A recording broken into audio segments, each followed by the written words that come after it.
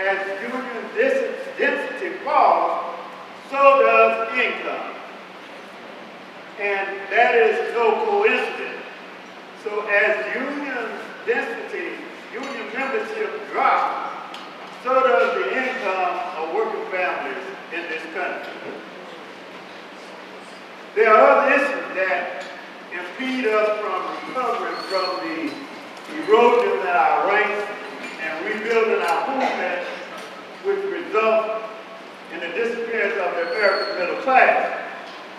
The politics of division or the politics of exclusion is thwarting our recovery.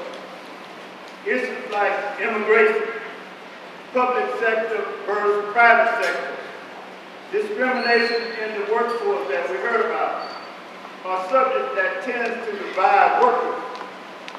Not long ago, unions fought against discrimination because we understood that if a company was willing to pay a white worker a nickel more than a black worker, neither worker was earning enough.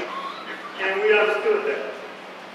Today we're getting bogged down again, but it isn't a nickel. It's the notion that some workers are legal and others are illegal. We know employers pit workers against each other by replacing so-called troublemakers with workers who do not have citizenship. Anti-worker politicians are always looking for ways to divide workers. On the one hand, they pass laws to criminalize undocumented workers.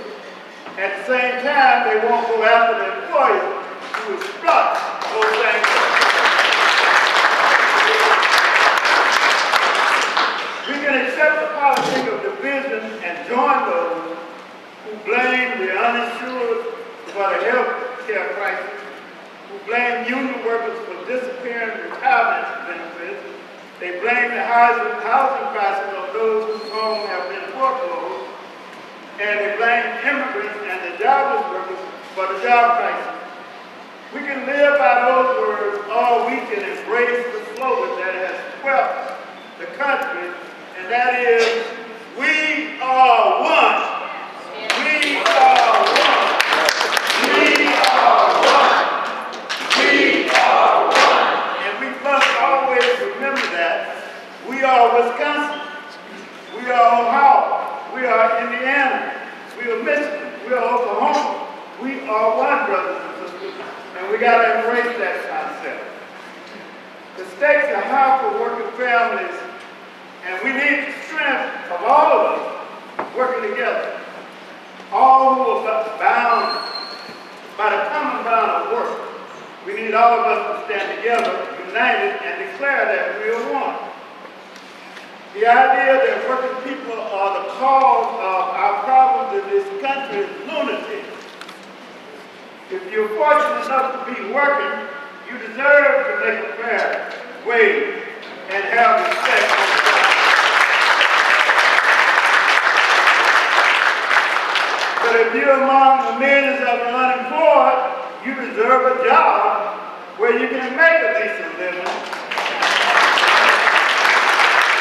and take care of your family and have the same respect.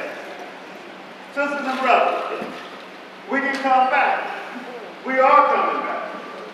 Just look at the UAW and the auto workers, thanks to President Obama,